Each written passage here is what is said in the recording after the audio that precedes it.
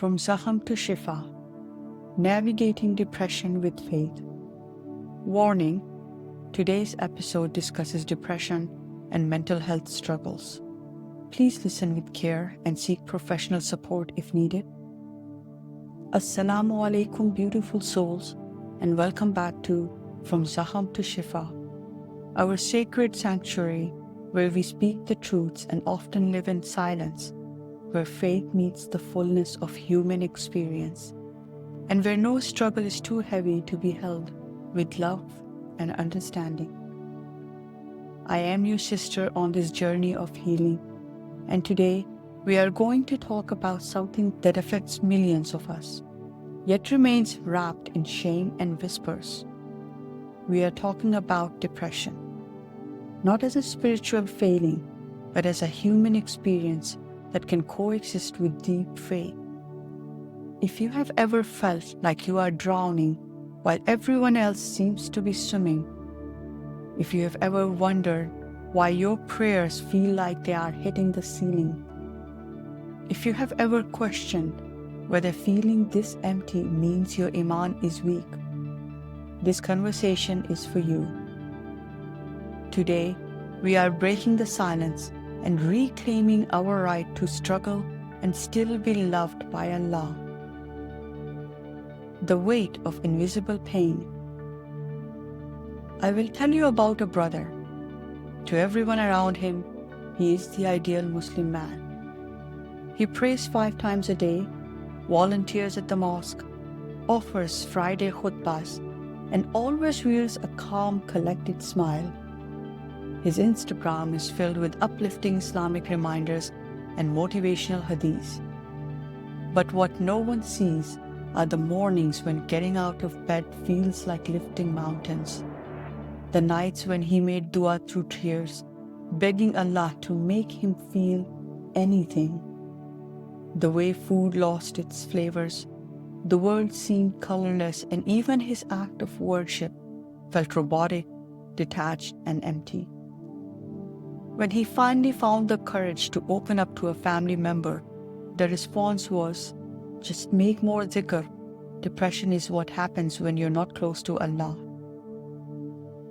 Let me say this clearly. Depression is not a sign of weak faith. It is not punishment for insufficient gratitude. It is not evidence that you don't love Allah enough or that Allah does not love you. Depression can affect anyone. The most pious, the most grateful, the most knowledgeable about Islam. It is a medical condition that affects the brain, just like diabetes affects the pancreas and asthma affects the lungs. Would we tell a diabetic that they just need to pray more instead of taking insulin? When faith and depression coexist. One of the most painful aspects of depression for many Muslims is the guilt that comes with it. We think, how can I be sad when I have Islam? How can I feel empty when I have Allah? What is wrong with my faith? But faith and depression are not opposites. They can and do coexist in the same heart. I think of the hadith where the Prophet Muhammad, peace be upon him, said, "No fatigue, nor disease, nor sorrow, nor sadness, nor hurt, nor distress befalls a Muslim, not even if it were the prick he receives from a thorn, but that Allah expiates some of his sins for that." Notice that the Prophet, peace be upon him, acknowledged sorrow and sadness as real experiences that believers go through. He did not say true believers never feel sad. He said that even in our sadness, there is a spiritual benefit. Aisha, may Allah be pleased with her, reported that the Prophet himself experienced periods of deep contemplation and withdrawal. Before his prophethood, he would retreat to the cave of Hira, spending time in solitude, reflecting deeply on life's meanings.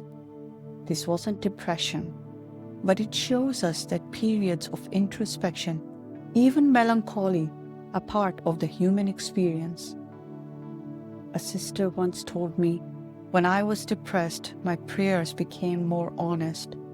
I stopped trying to sound grateful and just told Allah exactly how I felt. And somehow that raw honesty brought me closer to Him more than all my perfect prayers ever had. The Islamic framework for mental health. Islam has always recognized the complexity of human wellness. The Prophet, peace be upon him, said, Allah has not created a disease without having created for it a cure. This includes mental and emotional ailments. When we look at Islamic history, we see that Muslim physicians and scholars were pioneers in understanding mental health. They recognized that the soul, mind, and body are interconnected, and that healing often requires addressing all three. Seeking professional help for depression is not only permissible in Islam, it can be an act of worship. Taking care of the body and mind that Allah has entrusted to us is a form of gratitude. Using the knowledge and tools He has provided through medical professionals is trusting in His provision. I will share something that changed my perspective completely. A wise Islamic counselor once told me, "When you are drowning, you do not refuse the life preserver because it is not made of a wood from a tree that grew in Makkah. You grab onto whatever Allah has provided to save you." Therapy, medication, support groups, hospitalization when necessary. These are not failures of faith. They are manifestation of Allah's mercy delivered through human hands and hearts that He has guided to help us heal. Practical steps for healing. So how do we navigate depression while maintaining our faith? How do we honor both our spiritual needs and our mental health needs? First, we start with honesty, with Allah, with ourselves, and with trusted others. Second, we seek professional help without shame. Just as we would see a doctor for a broken bone, we see mental health professionals for a struggling mind. This is not replacing Allah. This is using the means Allah has provided. Third, we adjust our spiritual practices to meet us where we are. If the 5 daily prayers feel overwhelming, start with 1. If reading the Qur'an feels impossible, listen to it. If dhikr feels empty, just say, La hawla wa la quwwata illa billah. There is no power except with Allah, and let that be enough. Fourth, we build a support system that understands both our faith and our struggle. This might include counselors, understanding family members, or support groups for dealing with mental health challenges. And finally, we practice self-compassion.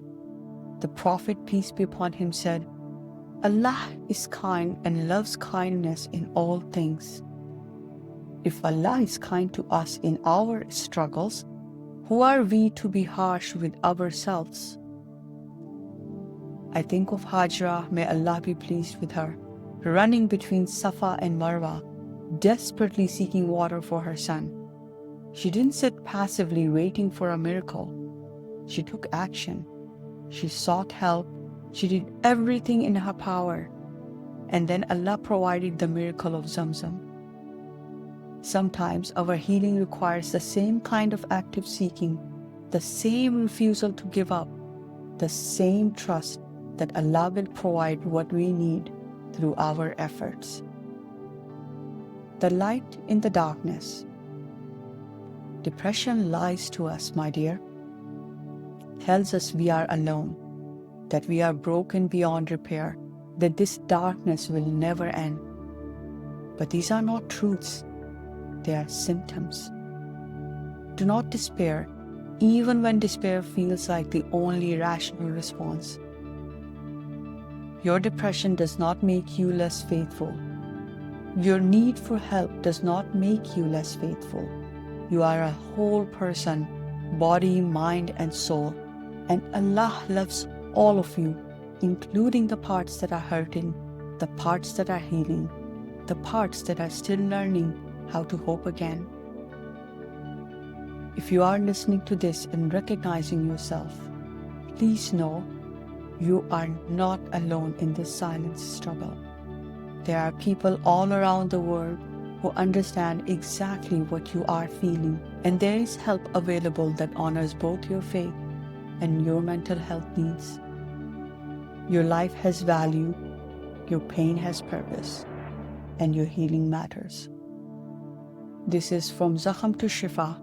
Until we meet again, may Allah surround you with healing, hope, and the knowledge that you are deeply, perfectly loved, especially in your struggling.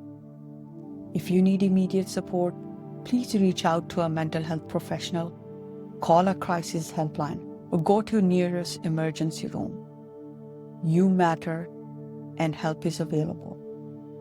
Barakallahu fi, and Assalamu alaikum.